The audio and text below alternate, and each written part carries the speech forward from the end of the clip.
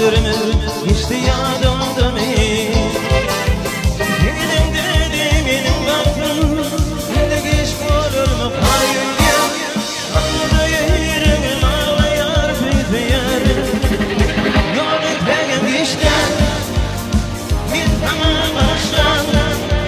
Ne diyeyim gülmedi. Yolun pegim geçti bir tamam başlar.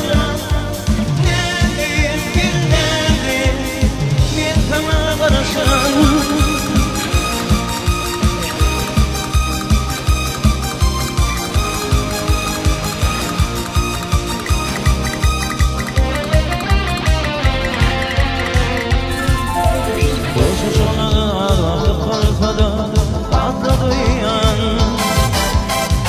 Benim baktı gündürümü geçti yadımda mı?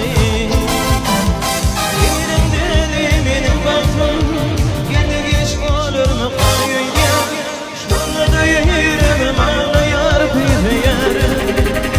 Yolun pegim geçti bir tamam başlar. Ne diyeyim gülmedim. Yolun pegim geçti bir tamam başlar.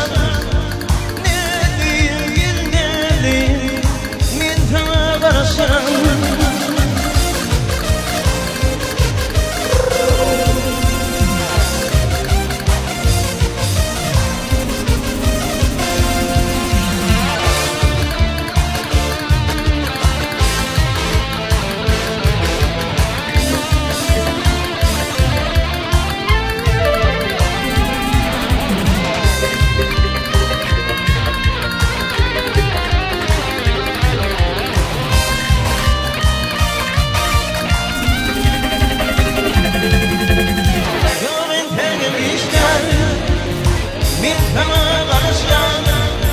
Ne diyeyim bilmedim. Yolun pegim geçti